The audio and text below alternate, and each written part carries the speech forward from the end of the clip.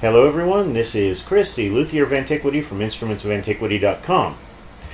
As an amateur ethnomusicologist or cultural organologist, each builder of early period musical instruments has a lot of questions to answer.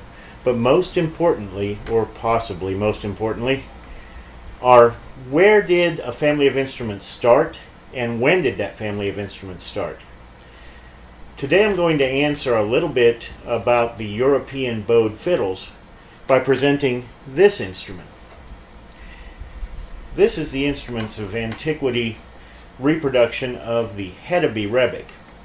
Researchers uncovered this instrument in the 9th century excavation layer at the German trade and industrial village of Hedeby. If this instrument would have been found in a complete state, it would have been simply a curious sideline in the history of musical instruments of Europe. But one of the most interesting pieces or parts of this excavation was that this instrument was found incomplete. There were no holes for tuning pegs, there was no sign that a soundboard had ever been mated, and there were no other parts found around the excavated instrument. Simply the wooden bowl was all that was found. It was identified due to its similarity with the Russian Godok of approximately 2 centuries later. It was very similar in form. But the fact that it was incomplete and the fact that the original bowl that was found seemed to not only be decayed but actually structurally damaged along the edge leads researchers to believe that this instrument was discarded before it was completed, meaning that it was being built by a resident of Hedeby. That would make this the earliest known bowed fiddle indigenous to Europe. The body was found again with the expected amount of natural decay, but it was found with structural damage, an actual fragment missing that looks as if it had been broken off along the top lip. This, along with the fact that there was no residue of adhesive or marks for nailing a soundboard, show that that was possibly the final stage that the instrument got to before it was discarded. Many researchers have felt that the bowed fiddles entered Europe along trade routes from the Middle East and from the Byzantines. The Byzantine lira and the Middle Eastern rebab are two bowed fiddles that predate the rebecs of Europe. But since this one was found in the condition it was found, and no other culture has an instrument of this form by that time, this was not only a uniquely indigenous instrument, but this was a development instrument. It was not being copied from somewhere else, at least to the best of our ability to discover. So with that in mind, and with the fact that all that was found was the bowl of the instrument, I took to looking to neighboring cultures and the musical standards of the time in order to decide how to build the rest of this instrument. Building the bowl was fairly easy. Those dimensions and that form have been researched and are available. But the rest of the construction is anyone's guess. The first question I had to ask is how many strings were going to be placed on this instrument.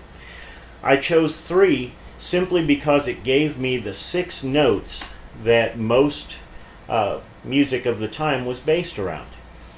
The indigenous contemporary instruments such as the lyre and some of the bowed fiddle-like instruments, the yohiko and the tallharp family, have the ability to play a 6-note compass which fits in with the same type of music that was played in the culture of Hedeby in the 8th and 9th century. Arranging the strings, I simply borrowed from neighboring cultures, mostly the tallharps. This places the drone string, or the lowest string, in the center with a slightly curved bridge. This allows the drone string to be played by itself or with either of the higher strings. So the drone string is set a fourth below the key of the instrument. The tonic string, which is a non-stopped string,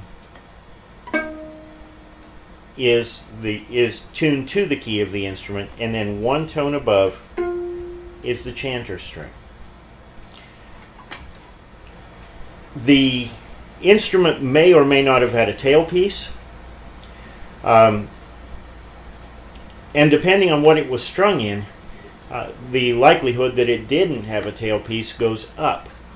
The two options that were contemporary and affordable to folks who were playing instruments were gut strings and horsehair strings.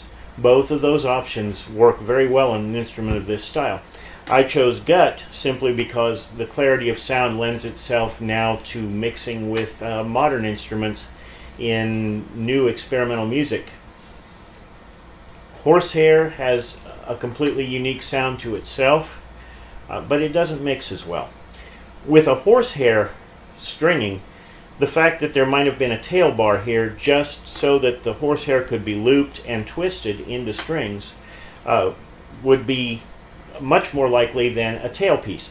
But with gut, as gut was an expensive commodity and you tried to use as short a pieces as possible, the idea of a rather standard style tailpiece starts to make sense.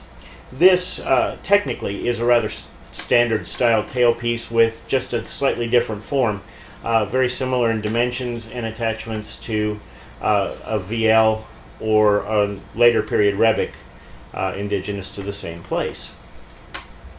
The soundboard on this instrument was chosen to be a very, very close grained quarter-sawn Douglas fir. Firs would have also been, in the northern German area, a very common instrument wood. And so to try to maintain the same style of tone that this instrument might have had, I decided to use very similar woods.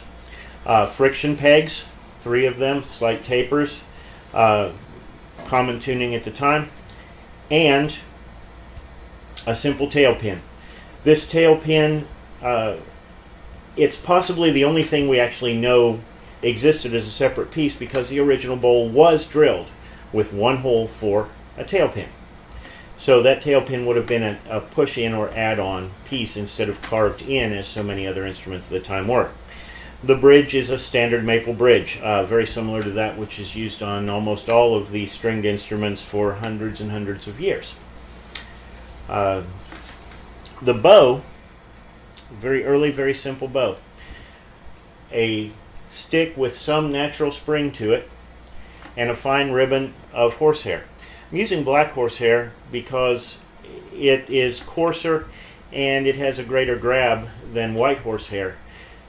Because of the nature of this instrument being flat-topped, without a sound post, without a bass bar, without bracing, the instrument is very slow to respond and the decay on it is very long. So I need to put a lot of energy into the strings, and using black horsehair allows me to do that. So now that you know a little bit about what the instrument might have been, let me show you a bit about how it will sound. The raised center drone string, raised because of the slightly curved bridge, can be played by itself, but seldom was, instead being played in pairs with the other strings. So the first note that the instrument plays as pairs is the drone and the open tonic string. Then the drone and the open chanter string, stopped with the first finger, second finger, third finger, fourth,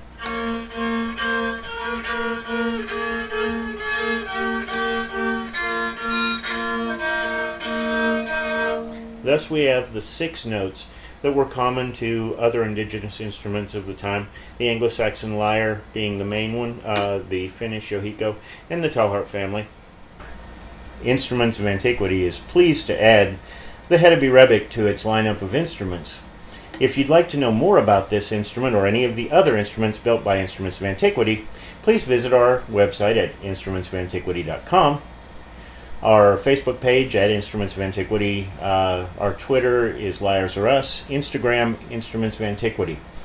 If this is your first visit to our YouTube channel, please hit the subscribe button.